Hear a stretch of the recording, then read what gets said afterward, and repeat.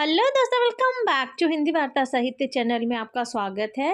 तो कल हमने पाली के बारे में पढ़ लिया था, फिर हमने प्राकृत के बारे में पढ़ लिया था, प्राकृत के भेद जान लिए थे, प्राकृत की प्रथम अवस्था, प्राकृत की द्वितीय अवस्था, ठीक है, और प्राकृत की तृतीय अवस्था जो है अपभ्रंश। तो आज हम इसे पढ़ने वाले हैं, तो चलिए जल्दी से वीडियो को शुरू करते हैं, ठीक है।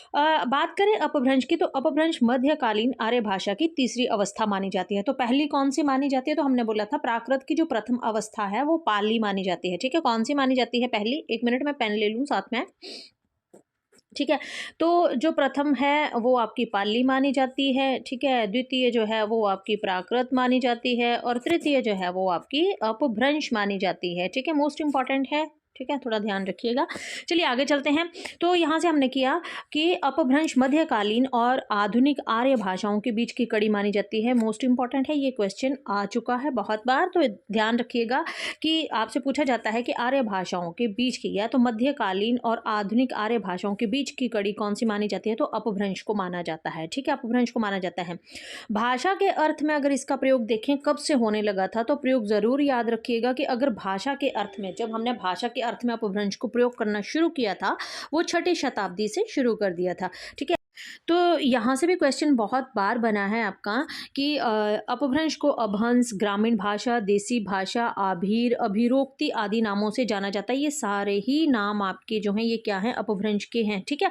अब इनको याद रखना इसलिए भी ज़रूरी हो जाता है क्योंकि अगर आपसे अपभ्रंश ना देकर यहाँ पर अगर आपसे पूछ लिया कि देशी, मतलब मान लीजिए क्वेश्चन आता है कि मध्यकालीन और आधुनिक आर्य भाषाओं के बीच की कड़ी किस भाषा को माना जाता है, मान लीजिए यहाँ पे अपभ्रंश नहीं देकर आपके पास ग्रामीण भाषा दे दिया, देसी भाषा दे दिया, आभीर, अभिरोक्ति आदि दे दिया, तो फिर कंफ्यूज होंगे। इसलिए जो है वो बिना कंफ्यूजन के टॉपिक क्लियर करते हैं कि अपभ्रंश, ग्रामीण भाषा, देसी भाषा, आभीर, अभिरोक्ति आदि जो नाम है ये सारे ही आपके अपभ्रंश के हैं, ठीक है।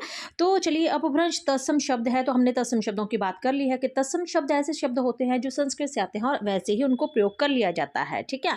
अब अपभ्रंश में स्वर कितने आते हैं? तो अपभ्रंश में 8 स्वर आते हैं, ठीक है। हमने कल भी इस चीज को डिस्कस किया था, है ना, कि वैदिक संस्कृत में आपके कितने स्वर आते हैं, लौकिक संस्कृत में आपके, वैदिक में हमने बोला था 52, लौकिक में हमने बोला था 48 बोले थे हमने, ठीक है। और चलिए, तो आज हम बात कर रहे हैं कि जो आपका अपभ्रंश है तो इसमें कितने स्वर रहते हैं आपके, ठीक है। तो इसमें आपके जो है वो 8 स्वर रहते हैं जो 2 भागों में, ह्रस्व और दीर्घ में विभाजित है, ठीक है। इतना सा याद रखिएगा कि ह्रस्व में आपके जो हैं वो अ, ई, उ, ए, औ आते हैं, और दीर्घ में आ, ई, उ, मतलब बड़ा आ, बड़ी ई। तो दीर्घ वैसे भी समझ जाते हैं, दीर्घ माना बड़ा, ठीक है। चलिए आगे चलते हैं। तो आगे से हमारा जो है कि पतंजलि के महाभाष्य में अपभ्रंश का प्रामाणिक प्रयोग हुआ है, ठीक है। मोस्ट इंपॉर्टेंट क्वेश्चन है, यहाँ से आपका ये बनता है कि पतंजलि के महाभाष्य में अपभ्रंश का सर्वप्रथम प्रामाणिक प्रयोग कहाँ पर हुआ है, ठीक है। कि अपभ्रंश का सबसे पहले प्रामाणिक प्रयोग कहाँ पर हुआ है, तो वो पतंजलि के महाभाष्य में हुआ है। अच्छा, पतंजलि में अपभ्रंश का प्रयोग अपशब्द के समानार्थक के रूप में किया है। तो क्वेश्चन यहाँ से ये बनता है, ये तो बना ही है प्रामाणिक वाला, बट ये भी क्वेश्चन पूछा गया है कि पतंजलि ने जो अपभ्रंश का प्रयोग, अपशब्द मतलब अपभ्रंश को पतंजलि ने जो है वो किस रूप में माना है, मतलब किस रूप में उसका प्रयोग किया है, तो अपशब्द के रूप में प्रयोग किया है, ठीक है। अपभ्रंश के भाषिक और व्याकरणिक रूप का स्पष्ट और सुव्यवस्थित विवेचन जो था वो हेमचंद्र ने किया था, ठीक है। हमने कल बात की थी, हमने बोला था कि जो हेमचंद्र, इन्होंने सिद्ध हेम शब्दानुशासन नामक एक व्याकरणिक ग्रंथ लिखा था जिसमें इन्होंने संस्कृत, प्राकृत और अपभ्रंश तीनों का ही मेल जो था वो अपने व्याकरण में किया था, ठीक है। तो मोस्ट इंपॉर्टेंट हो जाते हैं आपके हेमचंद्र भी, ठीक है। बाकी इनकी देशी नाम माला, छंद माला, है ना, और इस तरह के बहुत से और भी आते हैं, तो इंपॉर्टेंट है आपके हेमचंद्र भी, ठीक है। डॉक्टर उदय नारायण तिवारी और भोलानाथ तिवारी के अनुसार अपभ्रंश शब्द का भाषा के प्रयोग में सबसे पहला प्रयोग चंड कवि ने किया था प्राकृत लक्षण में, ठीक है।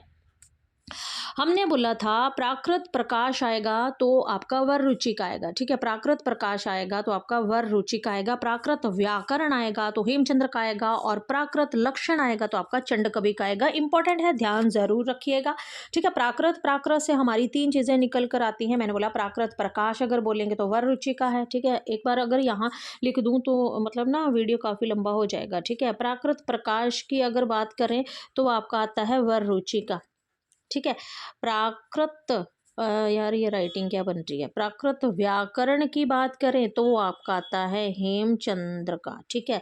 और अगर प्राकृत लक्षण की बात करें तो ये आता है आपका चंड कवि का। अच्छा, ये हमारे 3 हो गए, मोस्ट इंपॉर्टेंट है, देख लीजिएगा, ठीक है।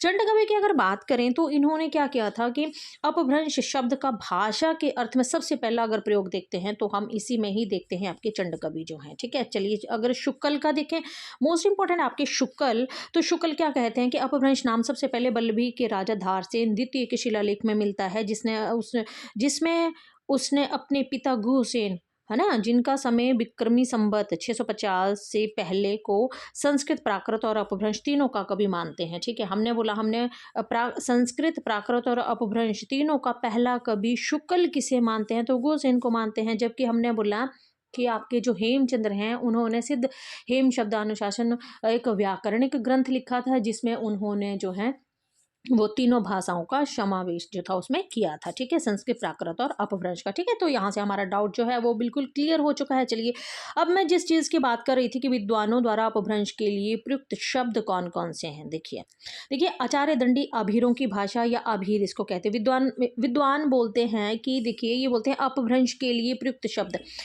अपभ्रंश के लिए मतलब कि आचार्य दंडी अपभ्रंश को बोलते हैं कि अभीरों की भाषा है या अभीर भाषा है, ठीक है। भरत मुनि इसको अभिरोक्ति बोलते हैं।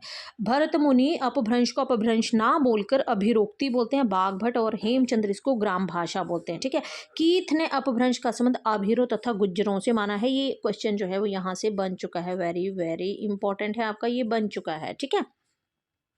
आगे चलते हैं। अपभ्रंश भाषा के प्राचीनतम उदाहरण की अगर बात करें तो भरत मुनि के नाट्य शास्त्र में मिलते हैं। हमने अभी 2 चीजें यहाँ से देख ली है। हमने बोला अपभ्रंश का प्रमाणिक, ठीक है। हमने जब प्रमाणिक की बात की है ना, अपभ्रंश का अगर हमने बोला कि प्रमाणिक प्रयोग जो है वो अपभ्रंश का सबसे पहले कहाँ पर मिला था, तो वो हमने बोला था कि पतंजलि के महाभाष्य में सर्वप्रथम जो है वो अपभ्रंश का प्रमाणिक प्रयोग देखने को मिलता है, ठीक है।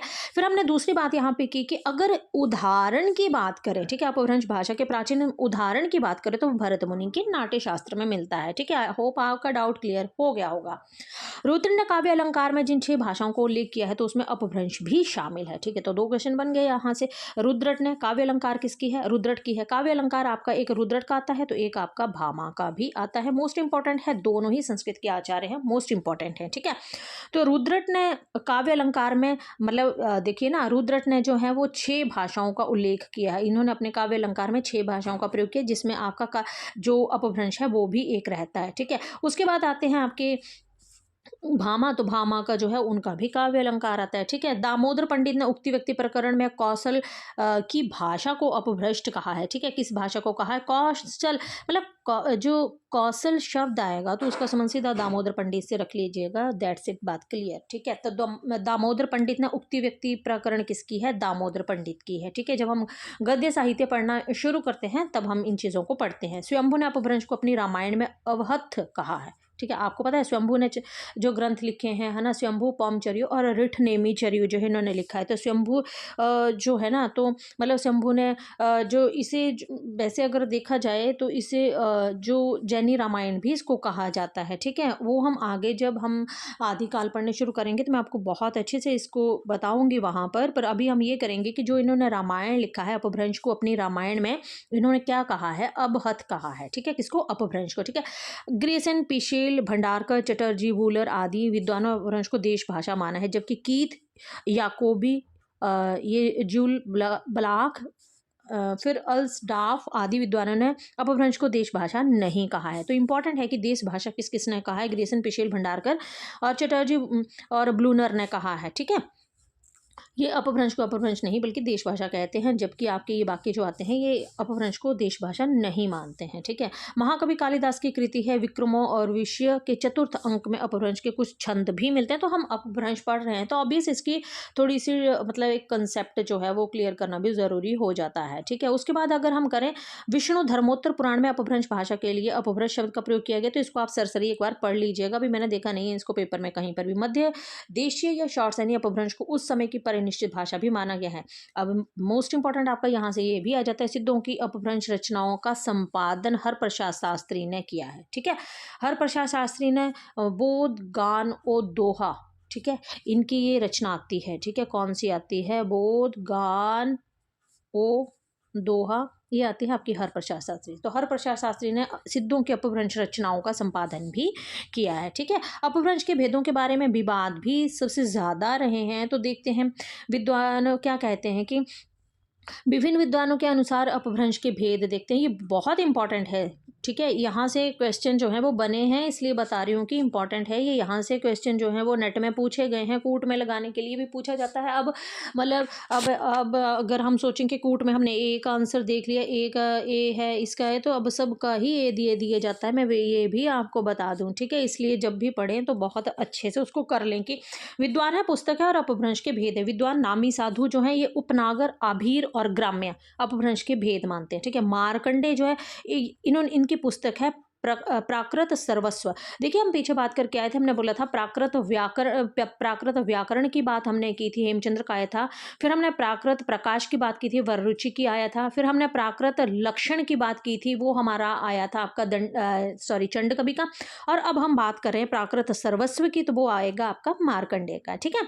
अब मार्कंडे का ये पूछा गया है, ये वाला पूछा गया है आपका, मार्कंडे पूछा गया है। उसके बाद आपका जो है ये नामवर सिंह का भी पूछा गया, तगारे भी पूछा गया, ठीक है। तो मार्कंडे की अगर बात करें तो प्राकृत सर्वस्व की, तो नागर, उपनागर और ब्राचड़, ठीक है। ये जो है ये अपभ्रंश के भेद जो है मार्कंडे ने माने हैं। याकूबी स्नत कुमार चर्यु की भूमिका में लिखते हैं कि इन्होंने जो भेद माने हैं, इन्होंने पूर्वी, पश्चिमी, दक्षिण और उत्तर को ले लिया, मतलब चारों को, पूर्व, पश्चिम, दक्षिण और उत्तर, है ना। तगारे ने हिस्टोरिकल ग्रामर ऑफ अपभ्रंश में लिखा है पूर्वी, पश्चिमी और दक्षिणी के भेद जो है इन्होंने माने हैं अपभ्रंश के, ठीक है। और नामवर सिंह पूर्वी और पश्चिमी को ही मानते हैं, तो इंपॉर्टेंट है, इसको देख लीजिएगा, ठीक है। नामी साधु की उपनागर अपभ्रंश पर निश्चित भाषा है। तो नामी साधु की जो भाषा है आपकी वो कैसी है, तो नामी साधु की उपनागर अपभ्रंश पर निश्चित भाषा जो है इसको कहा जाता है। इनको ये भी कहा जाता है, नागर ये सौराष्ट्र गुजरात की बोली है, वेरी वेरी इंपॉर्टेंट है। उपनागर जो है ये राजस्थान की बोली है, ब्राचर जो ये सिंध की बोली है, ठीक है ना। और मार्कंडे ने ब्राचर को सिंधु देशो उद्भव, मतलब मार्कंडे बोलते हैं जो ब्राचर है वो सिंधु देश से उत्पन्न हुई है, ठीक है। भारतीय तो मतलब ये देख लीजिएगा ज़रूर इसको कि भारतीय शास्त्रीय मतलब भाषा शास्त्रीय दृष्टि से पैशाची मतलब दर्द किसको कहते हैं, तो पैशाची को उन्होंने दर्द कहा है, ठीक है। वरुचि पैशाची का आधार जो संस्कृत को मानते हैं, ठीक है। मार्कंडे पैशाची के 3 भेदों को ले करते हैं, कैक्य, पांचाल और शॉर्ट सैनिक, तो ठीक है, इंपॉर्टेंट है ये आपका, है ना। भारत में पैशाची की रचनाएं जो है वो कौन कौन सी हैं उत्तर भारत और इसके आसपास में, तो देखते हैं। देखिए हम पर्मचर्यु की बात कर रहे थे, तो मैं थोड़ा सा आपको यहाँ बता दूं कि पर्मचर्यु मोस्ट इंपॉर्टेंट है आपके, है ना। राम कुमार वर्मा ने इनको प्रथम कवि माना है अपभ्रंश का, ठीक है। इनका जो समय माना जाता है 8वीं शताब्दी का माना जाता है। इन्होंने 3 ग्रंथ लिखे हैं, स्वयंभू, पर्मचर्यु और रिठनेमी चर्यु। तो स्वयंभू ने इसमें क्या है 90 संधियां हैं, 5 कांड हैं। ये राम कथा का विशाल प्रबंध काव्य है। ये अपभ्रंश का प्रथम महाकाव्य भी माना जाता है, अपभ्रंश का प्रथम राम काव्य माना जाता है, ठीक है। महापुराण की बात करें तो ये आपका 10वीं शताब्दी में है, पुष्पदंत का है, ठीक है ना। तो इन्होंने 63 गुण अलंकार, है ना, ये वाला है, एग्जैक्ट नाम मुझे अभी नहीं याद आ रहा है क्या है, बट 63 गुणा महा अलंकार, है ना, इस तरह से है। तो इसमें मतलब जो महापुराण है इसमें यही वाला है ये, है ना, कि इसमें 102 संधियां हैं, 63 महापुरुषों के जीवन का इसमें वर्णन किया गया। इसके 2 भाग हैं, आदि पुराण और उत्तर पुराण। अच्छा, यहाँ से कन्फ्यूजन में एक बताऊँ आपको क्या होती है, क्योंकि महापुराण तो पूछा ही जाता है, हमें पता है महापुराण मैंने पढ़ा है, आदि पुराण भी पूछा जाता है और उत्तर पुराण भी पूछा जाता है, और ये दोनों ही क्वेश्चन आपके जो हैं वो पूछे गए हैं, ठीक है। और ऑप्शन में जो है वो आपके पुष्पदंत भी दिए रहे हैं, ठीक है। तो आदि पुराण हो गया और उत्तर पुराण हो गया, और महापुराण पुराण वाली जो आएंगे आपके वो पुष्पदंत की आएंगी, याद रखिएगा। आदि पुराण, है ना, उत्तर पुराण और महापुराण ये जो है आपकी ये किसकी हैं, पुष्पदंत की हैं, ठीक है। तो पौराणिक गाथाओं की जानकारी के लिए अपभ्रंश का सबसे बड़ा ग्रंथ जो है वो 63 महापुरुष गुण अलंकार है। ये है वो, ये है, ठीक है, ये है वो, मिल गया, है ना। तो 63 महापुरुष गुण अलंकार है, मैं सही बोल रही थी, है ना। तो ये है, धनपाल का है भविष्यत का अपभ्रंश का पहला प्रबंध काव्य है, मोस्ट इंपॉर्टेंट है ना। और अपभ्रंश साहित्य का पहला जो संपादक है डॉक्टर रिचर्ड पेशिल को माना जाता है, ठीक है। अपभ्रंश साहित्य का जो सबसे पहला जो संपादन किया था, संपादक थे वो आपके डॉक्टर रिचर्ड पेशिल को माना जाता है। तो आज हम इतना ही करने वाले हैं। अगली वीडियो में हम अगले टॉपिक को बहुत अच्छे से डिस्कस करेंगे, पूरी डिटेल के साथ डिस्कस करेंगे। तब तक के लिए धन्यवाद।